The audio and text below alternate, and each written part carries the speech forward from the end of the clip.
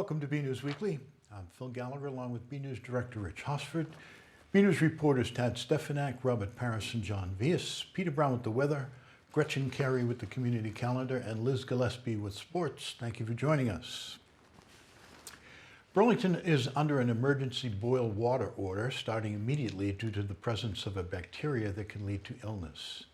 Department of Public Works Director John Sanchez said that the water that underwent regular testing on Wednesday came back positive on Thursday for E. coli. He said 3 out of the 11 samples taken tested positive for the bacteria. Due to this, the Mass Department of Environmental Protection has issued the boil water order for the town. Further complicating things, Sanchez said both of Burlington's water sources, the regular supply and, surprisingly, the new MWRA connection, both tested positive. Sanchez said they will test the water again and continue to do so until all tests come back negative. In the meantime, he says everyone should follow the directions below to stay safe. Bring the water to a boil for at least 1 minute. Laboratory data show this adequate to make the water safe for drinking. You may cool the water before using it, of course. It is best to use disposable tableware during the time the water needs disinfection. Young children should be given sponge baths rather than put in a tub where they might ingest the tap water. Adults or children should take care not to swallow water when showering. Only boiled or disinfected water should be used for hand washing. Only disinfected or boiled water should be used for brushing your teeth. Use only disinfected or boiled water to wash fruits or vegetables that are to be eaten raw. When cooking, bring water to a rolling boil for 1 minute before adding food. For instance, infants use only prepared canned baby formula that is not condensed and does not require added water. Do not use powdered formulas prepared with contaminated water. For more guidelines, you can go to our website at bcattv.org and you'll see the directives from the town. For the first time since March 2020, the Town of Burlington Town Hall and offices are open for in-person business since Monday, June 14th. According to Town Administrator Paul Sagarino, the town is gearing up to get back to business as usual. Parks and Recreation and Burlington Public Library were prepared for full reopening. Library Director Michael Wick said that though the library opened for normal hours, starting next week they will switch to their summer hours. Expanded programming at the Council on Aging will begin on July 1st. BHS Assistant Principal Deb Deacon has announced her retirement after years of serving school districts around the Commonwealth. BNews reporter Robert Paris went to speak to her about her time as an educator and has this look. As the 2020-2021 academic year comes to a close, so does a BHS faculty member's career here at Burlington High School. Assistant Principal Deb Deacon. So she's been with us the last 9 years, and it's been a great 9 years. She's grown every year, and she's never stopped learning and looking for ways to improve the school or to bring quality programs or ways to support students and staff. So she's always a consummate learner and a true professional all the way. Before ending her career as the assistant principal in Burlington, Deb began at 2 local schools, Stoneham and Wilmington. So I taught for 20 years in Stoneham, and then I was the assistant principal at Wilmington High School for 5 years before I saw the job posting for the assistant principal here at Burlington High School. And I've always thought amazing things about this community, so I thought, you know what, I'm going to throw my hat in the ring, and here I am. DECA is an organization that merges leaders and entrepreneurs in marketing, finance, hospitality, and management in high schools and colleges around the globe. In Stoneham, Deb taught as a business teacher. During her time there, she started the DECA Club and continued it when she arrived in Burlington. So in Stoneham, I was a business teacher. That's where I started my career, and I had a DECA Club and a school store at Stoneham High School for 20 years, and I guess it's just in my blood. I've actually been involved in that organization for over 35 years, and I just think it's just such an incredible opportunity for students to participate in a competition format. It's a co-curricular, so there's an academic piece and a competition piece, and the kids learn so much, and they are so successful, and it helps to prepare them to be young, successful adults. Danielle and Krista. Amazing human beings. They have taken what I started with 6, 7 kids, and now the club is over 100 kids. So it is the fastest growing club here at Burlington High School. They are just amazing teachers, amazing at what they do, and I'm so proud to have been able to work with them and help them grow this program, because it is such a wonderful opportunity for all of the kids at Burlington High School to take a business class and then to participate in the DECA Club. For the seniors' final months here at BHS, they have an opportunity to participate in the Senior Internship Program, which Deb brought to the district. I also started it at Wilmington High School, and it's just always been my belief that fourth quarter senior year, we get a little senioritis, and I wanted students to experience a real-world experience and be sure that they have a learning opportunity that isn't in the classroom, something that they can either learn that they absolutely loved or perhaps realize that that's not something that they wish to pursue. So it was always my dream before I retired to have every student in the senior class go out on internship, and COVID took a little bit of that thunder away, but we are most certainly students were out there. We had over 125 this year, and over the years, we've just had kids on absolutely amazing internship experiences. As her time in Burlington comes to a close, the administrative staff is happy for all of her work she has done with the teachers and students. I'm jealous.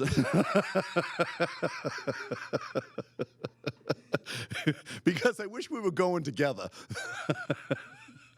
But she deserves it. I hope she enjoys her retirement. I know she's got some things to do. She's got some family and whatnot up in Maine, and she's looking forward to taking some peace and time off. So I wish her the best. We will miss her here. The school is going to miss her, the faculty, and I know the kids will too. The legacy she's going to leave is, the programs and the way she supported people. So, she's added and built programs here like the internship program, Burlington High School DECA program, other staff activities that she did. The list could go on, and I think that's going to be her biggest legacy, that she led by example. She brought her A game all the time, and the programs that she left behind are better off than when she started. So I think that's how she'll be remembered here.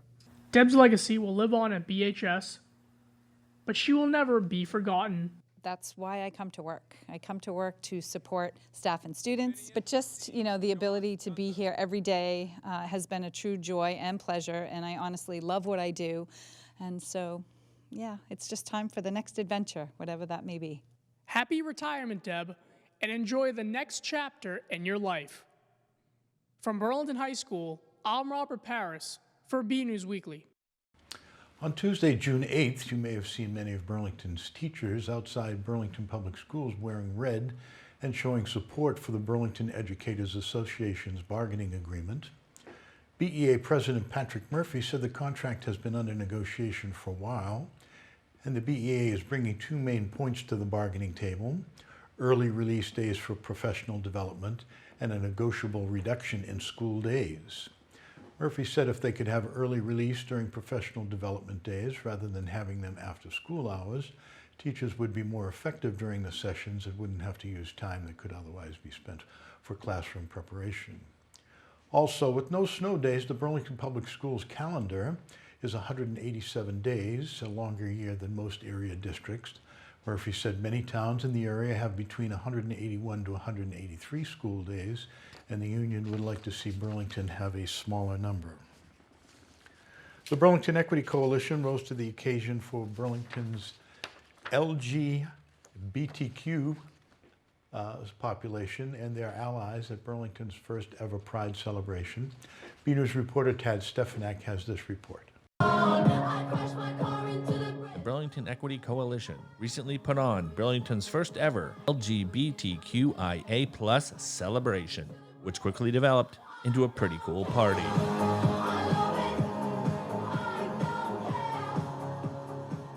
Event organizers Leo Abramoff and Carrie Moe.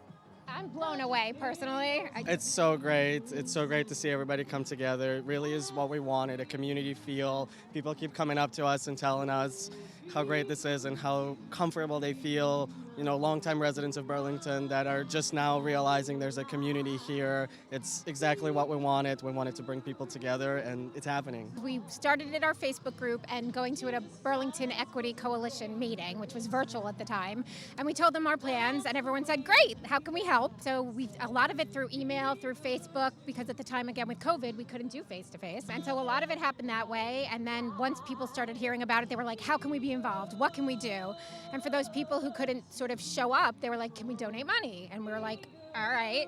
So we're using everything we got is going to this event, and anything left over we're donating to the Trevor Project, which is a wonderful, that supports LGBTQ youth. So this is amazing.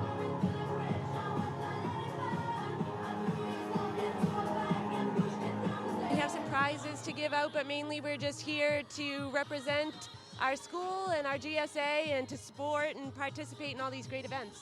It's awesome. It's very fun. And the people over there, they're dancing, they're having a good time. Everyone's having a good time. Everyone's just feeling loved and accepted.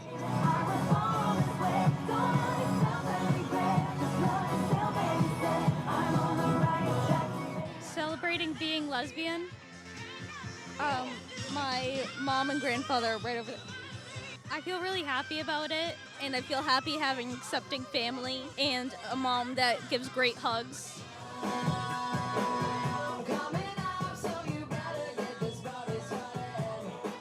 So we have a lot of stuff. We have some leftover swag from our Pride kits. We have a bookmark craft, temporary tattoos. We have some books you can actually check out, as well as book lists of more. And Amanda is doing 2 story time. I hope everyone knows, if they didn't already know, that the library is a welcoming, inclusive place, and come visit us anytime. And we've got all kinds of Pride books. And we have summer reading coming up July 6th, so definitely look out for that.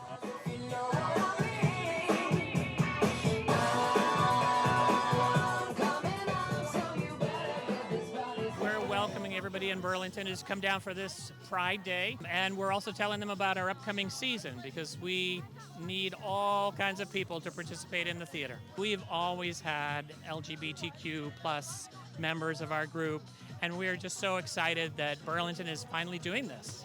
Everyone's already asking about next year, and I was like, okay, first of all, we're planning a wedding while we did all this, so I was like, we're just going to take like a week off.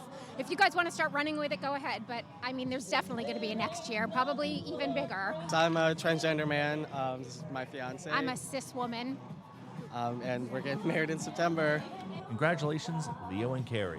Burlington's inaugural Pride event was more than just a celebration of inclusion. It was a genuinely fun time. Anything more than this is amazing, and I'm thrilled.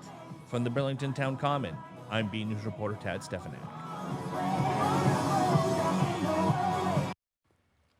A process has been put in place to fill the number 2 spot in the Burlington Police Department to ensure consistency in leadership as the department is ready to say farewell to Chief Michael Kent. Deputy Chief Thomas Brown was at the Board of Selectmen meeting on Monday to update the board on the plan to replace him when he takes the chief's position when Kent retires on June 30th. Deputy Brown explained that when the position was created in 2015, it was meant to be part of a succession plan in the event of the chief retiring or otherwise leaving. However, the first Deputy Chief, Thomas Duffy, ended up retiring before Chief Kent. When Brown was appointed as his successor, it was understood that he would take over when Chief Kent eventually left. Brown said this time around the choice is less about a succession plan because he's not planning on retiring anytime soon. Instead, they're looking for someone who can add consistency to the command structure. Brown said the department will open up for resumes and letters of interest next week. The interviews will be done by him, Town Administrator Paul Sagarino, and a fire chief from a different town that has no connection to the department. He said he expects to have a candidate for appointment by the next Board of Selectmen meeting. The Burlington Sculpture Park is in the process of having 3 new stone benches for guests to use when they want to sit back and admire the art. BNews reporter John Vias has this look at the new project. When residents decide to take a leisurely stroll around Burlington, they might find themselves poking around and admiring the wonderful 3-dimensional art displayed here at the Burlington Sculpture Park. Now guests can sit down and catch a breeze, as 3 stone benches have been making their way to the park. B News caught up with Sculpture Park Committee Chairman John Sachs to learn more about the work and planning that goes into creating a stone bench for the town. Because I'm involved with Mary Cummings Park, I knew that there were some very large boulders left over from the work that the trustees did, clearing out some invasive areas at Mary Cummings Park. So I said, I know where we can get the stones. When springtime came, then there was still a question of we needed to be able to get Joshua to come down from, I think it's Vermont or New Hampshire, where he has his studio, so he could work with DPW and the highway department to make sure that the right stones were chosen and moved over and then positioned right where he wanted them. The stone benches were built by Joshua Reuter of the New England Sculptors Association, who talks about the key components of assembling the benches and what keeps the pieces together. So all the benches have three components to them. They have a large boulder, a smaller boulder, and a piece of granite curb that is the seat. In the larger boulder, there is a somewhat rectangular notch cut out that will accept one end of the bench, and then the smaller boulder gets flattened or a notch cut in it depending upon the boulder for the other end of the top. And the top will get bolted to the small stone for security. And more pieces of art will continue to find a home at the Burlington Sculpture Park. A donated sculpture, which will hopefully also be here before Celebrate Burlington Day. We're thinking that perhaps other people in town may wish to also buy and donate sculptures in honor of family members, and that would be a great way to grow the sculpture park as well. And on a side note, John Sachs has created his own Burlington postcards that you can purchase on the Burlington Sculpture Park website. If you donate, I think it's $12, $10, or $15, you get a whole set of, I think it's all 16 cards. So you get the whole set. And so that's one way you can go about it. We're pretty sure that when it comes Celebrate Burlington Day, we'll have a table right here in the Sculpture Park where you can look at the cards and donate on the spot. And of course, other donation rewards include for the big steel puppies, which were very popular. We delivered many of those on Christmas Eve to happy families. We have t-shirts, we have mugs, and we also have little doggy keychains, which are very popular as well. From the Burlington Sculpture Park, this is John Vias for BNEWS Weekly. I guess we should think about bringing our own cushion if we're going to sit on that bench. The Burlington Fire Department welcomed a new member this week. At the recommendation of Burlington Fire Chief Michael Patterson, Town Administrator Sagarino appointed Michael Donahue as the town's newest firefighter paramedic to fill a vacancy in the department during Monday night's Board of Selectmen meeting. Patterson said Donahue comes to the town from the Sudbury Fire Department, where he has served for the last 5 years. He also currently works at Lowell General Hospital, where he has been a paramedic for over 3 years. Donahue has already attended the Mass Fire Academy and is certified as a firefighter 1 and 2 and is also hazmat operations certified. He has a Bachelor of Science degree in Civil and Environmental Engineering from UMass Lowell and a Master's of Public Administration with a concentration in Fire and EMS Management from Anna Maria College. He is also a lead paramedic instructor at the New England Paramedic Institute. The board unanimously voted to waive the standard 15-day waiting period for new hires. Health experts are asking residents to roll up their sleeves and donate the gift of life. On Tuesday, Leahy Hospital and Medical Center tweeted that there has been a lack of blood donations recently that is having an impact on available supplies. They encouraged people to find Red Cross blood drives to help with the effort. The Red Cross also issued a statement about the dip in donations, saying that a rise in the number of trauma cases, organ transplants, and elective surgeries requiring blood products over recent months has depleted the nation's blood inventory. The Red Cross said there is a great hospital demand for blood as patients who previously deferred care during the COVID-19 pandemic present with more advanced disease progression, therefore requiring increased blood transfusions. You can schedule an appointment by visiting redcrossblood.org. All blood types are needed, but there is a particular need for type O donors. In our series, Who Works for Burlington, we talk to town employees, not often in the spotlight. Up this time is Burlington Police Department Detective Al Gagney.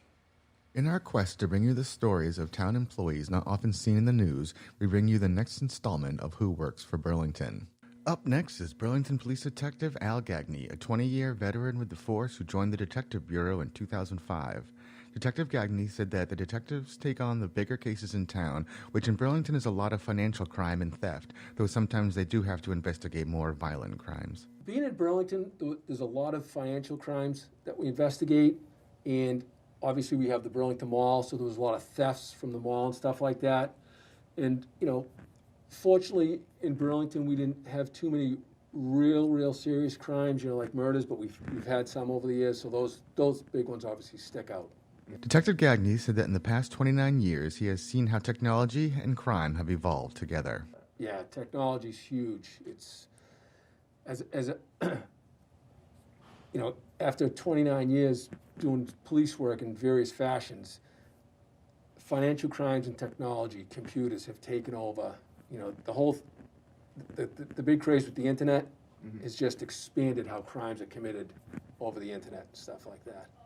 Technology, however, has also been an ever-growing asset for law enforcement. Yes, so the department, the town of Burlington's been great. They put us through a lot of training, so over the years, as things changed, we've always kept up with trainings, cybercrime stuff, and anything to do with the internet. While people have an image of detective work from TV and movies, Detective Gagney said there are parts of his job much of the public is unaware of.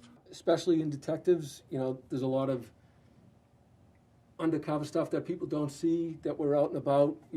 I've spent countless hours and days down at the mall where someone probably would have just thought I was a regular shopper, and I was just walking the mall and just to make sure everything was fine down there and everything was good, and there weren't any thefts going on that would otherwise go undetected if you didn't have like a law enforcement background, that you would see things. The Burlington Police Department has often been held up as a gold standard in Massachusetts. I asked Detective Gagney if he feels this is deserved. From my time here, it's a very professional atmosphere here at the Burlington Police Department, and I think that's a tribute to the command staff that we have and all the police officers that are being trained. And it's evolved in a very, very, very professional atmosphere. And I think you are correct. I think Burlington is one of the high standards for, in the state of Massachusetts. Finally, Detective Gagney said one of the things the department does really well is develop relationships with the community in an effort to help people before problems arise. I think that's a very important part. One of the main reasons why I get into this is, I wanted to help people whichever way I could. And I'll just use one example, like, the whole opioid crisis that's gone on for the last numerous years. We got involved with the Woburn District Court, and they had a program that was trying to reach out to people in need before they became the criminal element, and that was a big thing, kind of like a diversion of trying to get people away from, drugs. If they were already into drugs, we were trying to get them on the right track to get help. Now you know who works for Burlington. We'll be back soon with another edition, so stay tuned. Since the time of taping this segment, Detective Gagney has retired from the department and has been appointed as a special police officer. Here is Board of Selectmen Chair Jim Tigges, himself a retired detective, talking about Gagney's retirement and the importance of having retired officers stay with the department on a part-time basis. I had the pleasure of working with Al for many years. As with other retirements, when you have a knowledge base of 29, 30, 32 years, you learn a lot in that time. And by having officers remain as special police officers, they'll be working in town, and if needed, their knowledge base could be utilized at any minute. If they're out there and the police department needs help, they're still police officers, they're just not full-time. So having those officers on the streets basically is an added plus for the town as well, because they're all fully trained and fully prepared. The Parks and Recreation Department has a lot planned for the summer, and for all the latest, we go now to the most recent update with Director Brendan Egan and our own Robert Paris. Summertime is here. This week I spoke with Burlington Parks and Recreation Director Brendan Egan for another Parks and Recreation update. summer programs will be returning to normal. We have a full slate of programs ready to go. We've, been working on any restrictions that are left for the summer, and there are some. Kids under 12 haven't been approved to be vaccinated yet, so when they are indoors, they will have to wear masks. And we will be keeping up our cleaning schedule, so we'll be cleaning all of our equipment daily, just as an extra precaution to stay safe. The department is glad to announce its annual Celebrate Burlington event is returning. The return of Celebrate Burlington. It will be back this year on Saturday, August 7th, first Saturday in August, as it is every year. And we're really excited for it. Information went out. Kelly Lehman, our program coordinator who runs Celebrate Burlington, sent out information last week. And we're already getting feedback from businesses, sponsors, are lining up quickly. As the summer months kick off, the department is ready to see everyone back to their regular routines. The part about summer, other than the weather, I love to see families out and people out enjoying themselves. I love to, when I leave work, drive by the Common and see it full of people, families, just coming to have a picnic. I've loved to see the people gathering during COVID and having their large groups out here and spread out. We're really lucky here in Burlington to have this Common. It's beautiful. I'm Robert Paris for BNEWS Weekly. We go now to BNews weatherman Peter Brown in our weather center for this week's forecast. We'll also check out the community calendar with Gretchen Carey to see what's happening in Burlington. Well, hello everyone, this is Peter Brown with your weather for the next 7 days. Here we are heading into the official start of summer. Summer actually begins on Sunday. We have reached the peak of our beautiful weather, which is great and is going to be staying around with us for quite a while. Now, starting out our period on Friday, we should be seeing temperatures at this time of the year around 80, and that's what we're going to be at on Friday, so very pleasant out there. As we get towards the end of our period, our temperatures continue to climb up until we get to about the middle of July, so our temperatures should be in the mid, maybe low 80s at that time of the year, and it looks like we're going to follow suit with that. So temperatures are going to be pretty much right about where they should be at this time of the year. So no really cold weather and no really crazy sizzling hot weather out there either. And if you notice at the length of days, we have reached the maximum for our length of days. So after the next couple of days go by, our days will start getting shorter again. So as we go ahead, let's take a look at what the Climate Prediction Center is actually going to be calling for the Burlington area in terms of temperature and precipitation for the next 3 months. Yes, I wanted to take a couple of minutes to take a look at what we're expecting for the upcoming summer here in the Burlington area. And looking at our temperature map, this is nothing too far out of the ordinary from what we've been seeing in the past couple of years. So looking like we're expecting to see temperatures at or above average here in the Burlington area, as well as most of the eastern seaboard and actually most of the country in general. And looking ahead towards our precipitation chances, it looks like they're expecting us to have the chance of above average precipitation here in the east. So we're going to have to see, it looks like it might be a warm and humid summer. We're going to have to see if some of that rain comes in the form of tropical systems. Yes, it is that season again. It is officially hurricane season once more, so we do have to keep an eye on the tropics until we get to the end of November. So as we go ahead, let's take a look at what we're looking for the next 7 days in terms of weather here in the Burlington area. And again, this is a pretty nice forecast. Doesn't look like we're going to be having really too much in terms of steady rain. We might have a couple of chances of showers, looks like on Saturday and then again on Tuesday. But look at this. Our temperature's staying right around average, anywhere from the upper 70s to the mid 80s. So there's really nothing bad I can say about this forecast. The next 7 days really look spectacular if you're going to be out and about in the Burlington area. So everyone, get out there, have a great week, and enjoy the weather. Hey friends, I'm Gabrielle, also known as Miss Burlington MA. I'm here to share with you my posts and pictures from my own social media account and showcase the amazing businesses and things to do in and around Burlington. La Lavande is a Burlington-based business that I absolutely adore. The owners Oscar and Maria actually grow the lavender right in their own yard and then use other organic ingredients to create beautiful smelling bath scrubs and soaps. My personal favorite is the bath scrub. Its wonderful aroma immediately creates a feeling of relaxation and leaves your skin feeling so silky and smooth. Hi everybody, this is State Representative Ken Gordon wishing everybody a wonderful first Juneteenth, state holiday here in Massachusetts. This is an important holiday for people who are African American in this district and in this state. We recognize the issues. This is a holiday that celebrates the end of slavery in America, the end of that very terrible time. And it's an important holiday I was very proud to vote for in the legislature. It reminds us that as great as this country is, we can always do better. We can learn from history. We can continue to move forward. So happy Juneteenth. Hey everyone, I'm Gretchen Carey, and this is your community calendar. The Move and Groove.